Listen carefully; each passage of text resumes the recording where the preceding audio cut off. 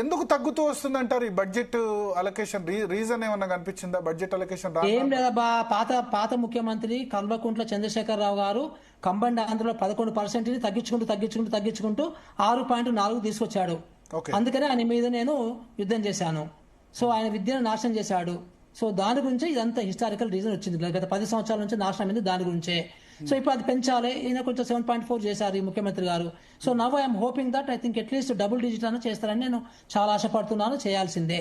మీరు కేసీఆర్ గురించి మాట్లాడితే RS Praveen Kumar press meet పెట్టి గురుకులాలు స్టార్ట్ చేసింది ఎవరు, హార్టికల్చర్ యూనివర్సిటీ పెట్టింది ఎవరు, ఇవన్నీ చేసింది కేసీఆరే కదా, ఎట్లా మాట్లాడతారు మీరు అని ఆయన క్వశ్చన్ చేశారు. అరే మహానుభావ, 800 గురుకులాలు స్టార్ట్ చేశారు. 10% గురుకులాల పిల్లలందరూ కలిపితే మీరు లెస్ దాన్ 10% ఉంటారు.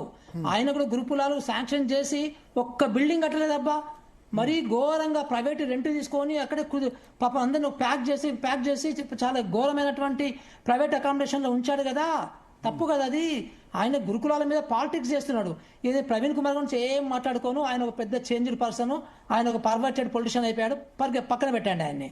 సో గురుకులాలు ఆయన చేసినంత వరకు బాగానే చేశాడు ఆయన ఉన్నప్పుడు. కానీ బట్ కల్వకుంట్ల చంద్రశేఖరరావు గారు ఏం గురుకులాల గురించి చేయలేదు. కొత్తగా శాంక్షన్ చేశాడు. ఆ ప్రైవేట్ దాన్ని సావండి అన్నాడు మిమ్మల్ని.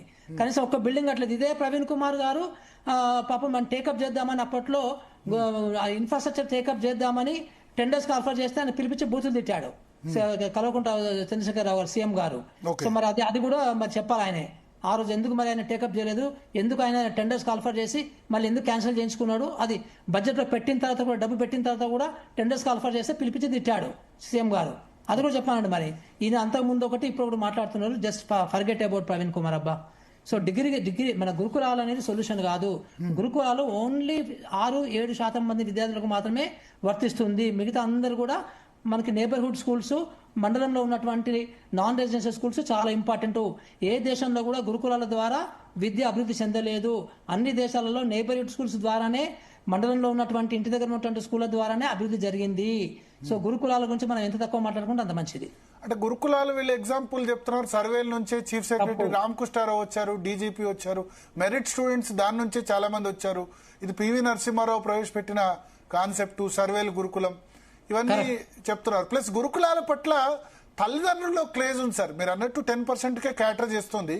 బట్ తల్లిదండ్రులు అడ్మిషన్ల కోసం అక్కడ పోటీ పడుతున్నారు. ఈ మామూలు స్కూల్లో ఎందుకంటే మీరు అన్నట్టు పక్కా బిల్డింగ్స్ లేవు, పక్కా బిల్డింగ్స్ గురుకులాల్లో లేవు, కానీ తల్లిదండ్రులు పోటీ పడుతున్నారు అక్కడ. ఎందుకంటే మన యొక్క మండలంలో ఉన్నటువంటి నాన్ రెసిడెన్షియల్ స్కూల్స్ ఏవైతే ఉన్నాయో, ఈ జెడ్పీహెచ్ఎస్ ఇవన్నీ కూడా అవి క్వాలిటీ విద్యను అందించడంలో ఫెయిల్ అయినాయి. ఓకే, పక్కా నేను చెప్పగలను. ఆ ఫెయిల్ అయినాయి కాబట్టి కనీసం గురుకులాలన్నా ఇంతకన్నా కొంచెం మంచి విద్య ఉంది కాబట్టి తిండి దొరుకుతుందని పంపించారు వాళ్ళు. మంచి విద్య దొరుకుతుందని పంపించారు. ఇక్కడ కానీ మీరు మేము చెప్పినటువంటి తెలంగాణ పబ్లిక్ స్కూల్ లాగా నడిపించగలిగితే, అలాంటి స్కూల్ పెట్టగలిగితే గురుకులాలకి పోయే సంఖ్య 70% తగ్గిపోద్ది. This is my experience. 70%. Okay, yes. అయితే ఒకటి బాగా పేదవాళ్ళు మాత్రమే అక్కడికి వెళ్లాల్సిన అవసరం వస్తుంది అప్పుడు. Okay okay. సో ఇక్కడ గురుకులాల క్రేజ్ ఓన్లీ ఫుడ్ ఒకటి రెసిడెన్షియల్, రెండోది చదువు దానిలో కొంత బాగా చెప్తున్నారు. ఈ 2 పాయింట్స్ వల్ల అయింది. బట్ ఇప్పుడు చాలా మంది ఇంతకుముందు పాత జనరేషన్ అంతా కూడా చదువుకుంది జెడ్పీహెచ్ఎస్ స్కూల్లోనే, వాటిలోనే.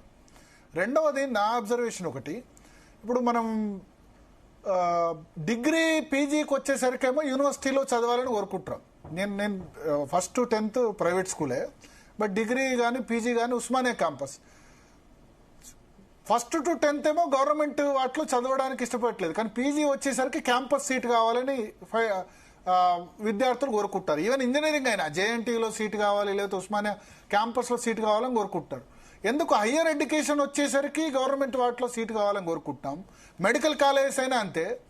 బట్ ఓన్లీ ప్రైమరీ ఎడ్యుకేషన్ లేకపోతే 10th వరకు మాత్రం ప్రైవేట్ స్కూల్ అని ఎందుకు విద్యార్థులైనా తల్లిదండ్రులు అనుకుంటారు? దీనికి ఏమన్నా కారణం మీకు 100% కారణాలు ఉన్నాయి. 100% కారణాలు ఉన్నవి.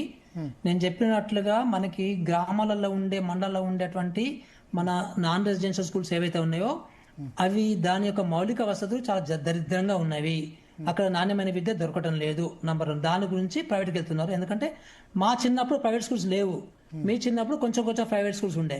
ఇప్పుడు ప్రైవేట్ స్కూల్స్ చాలా వచ్చేసాయి కాబట్టి వాళ్ళకి కొంచెము మనకి కొనుగోలు శక్తి కూడా పెరిగింది కాబట్టి మనకి ఈవెన్ పేదవాళ్ళు కూడా ప్రైవేట్ స్కూల్స్కి మొగ్గు చూపుతున్నారు. బట్ మళ్ళీ మన గవర్నమెంట్ స్కూల్స్ మా ఆల్ క్లాస్ స్కూల్ లాగా మీరు చేయగలిగితే సో మళ్ళీ అగైన్ గవర్నమెంట్ ఎంప్లాయీస్ కూడా గవర్నమెంట్ స్కూల్స్ పంపడానికి అవకాశం ఉంటుంది. మీరు పీజీలో ఎందుకు అడుగుతున్నారంటే ఉస్మానియా యూనివర్సిటీలో ఉన్నటువంటి ఇన్ఫ్రాస్ట్రక్చరు మీకు ఏ ప్రైవేట్ యూనివర్సిటీలో ఉండదు. తర్వాత ప్రైవేట్ యూనివర్సిటీలో మనకి చాలా తక్కువ క్వాలిఫికేషన్ ఉన్నటువంటి టీచర్లు ఉండడానికి అవకాశం ఉంది. మన ఉస్మానియాలో మంచి ఎక్స్పీరియన్స్ ఉన్న వాళ్ళు ఉండొచ్చు. అట్లాగే మనకి మెడికల్ కాలేజీలో గవర్నమెంట్ మెడికల్ కాలేజ్ ఎందుకు జాయిన్ అవుతారంటే బ్రహ్మాండమైన ఎక్స్పీరియన్స్ వస్తుంది ఎంబీబీఎస్ పిల్లలకి, పీజీ పిల్లలకి, డాక్టర్లకి. ఎందుకంటే ప్రైవేట్లో ఉన్న వాటికంటే కూడా ఇక్కడ ఎక్కువ మంది అవుట్ పేషెంట్స్ ఉంటారు, ఎక్కువ మంది ఇన్ పేషెంట్స్ ఉంటారు. సో వాళ్ళ మీద మంచి ఎక్స్పీరియన్స్ వీళ్ళకి వస్తుంది. అందుకనే ఈ గవర్నమెంట్ కాలేజీలో చదవడానికి ఎక్కువ ఇష్టపడతారు. సో ఇట్లా దేని రీజన్స్ దానికి ఉన్నవి. సో ఫ్యూచర్ ఇప్పుడు మీ జనరేషన్లో మీరు ప్రైవేట్కి గవర్నమెంట్ పీజీ కాలేజీలకి ఉస్మానియా యూనివర్సిటీకి వస్తున్నారు. ఫ్యూచర్లో ఇట్లాగే ఇట్లాగే ఉంటే ఫ్యూచర్లో కూడా ఈవెన్ అక్కడ కూడా ప్రైవేట్ యూనివర్సిటీకి వెళ్ళిపోతారు, ఉస్మానియాకి రారు. కాకతీయ ఇప్పుడు ఎవరు అసలు రావటంలే. ఇప్పుడు మన నిజామాబాద్లో ఒక యూనివర్సిటీ ఉంది, ఫర్ ఎగ్జాంపుల్ కరీంనగర్లో ఒక యూనివర్సిటీ ఉంది, అక్కడేం పెద్దగా ఉండటం లేదు. సో కరీంనగర్లో మీకు ఈవెన్ 720 మంది పిల్లలే ఉన్నారు కదా. సో అది కూడా తగ్గుతున్నాయి స్ట్రెంత్ మెల్లమెల్లగా. సో స్లోగా ప్రైవేట్ యూనివర్సిటీస్ పెరుగుతుంటే అక్కడికి కూడా మన కొనుగోలు శక్తి పెరుగుతున్న కొద్దీ అక్కడికి వెళ్ళిపోతారు పిల్లలందరూ కూడా. బట్ అల్టిమేట్గా ఏంటంటే ఎడ్యుకేషన్ పబ్లిక్ సెక్టార్లో ఉండాలనేది మాలాంటి వాళ్ళు కోరుకుంటున్నారు ప్రధానంగా. ఎందుకంటే ప్రైవేట్లో వెళ్తే మనకి ఏ స్టేజ్కి వస్తుందంటే పూర్తి వ్యాపారం అయిపోయి పిహెచ్డీలు కూడా అమ్ముకునే పరిస్థితికి వస్తుంది, డిగ్రీలు కూడా అమ్ముకోవడానికి పరిస్థితి వస్తుంది. ఈరోజు ప్రైవేట్ డిగ్రీ కాలేజీలో మేము చూసాము, ఎక్కడ కూడా అటెండెన్స్ లేదు, ఎక్కడ కూడా పిల్లలకి క్వాలిటీ విద్య అందడం లేదు.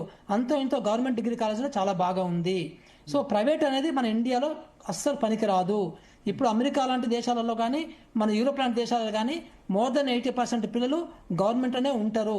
ఆ గవర్నమెంట్ స్కూల్ బ్రహ్మాండంగా స్టాండర్డ్స్తో నడుపుతున్నారు. అదే రకంగా మనం కూడా చైనాలో చూడండి ఎంత బ్రహ్మాండంగా ఉన్నాయో.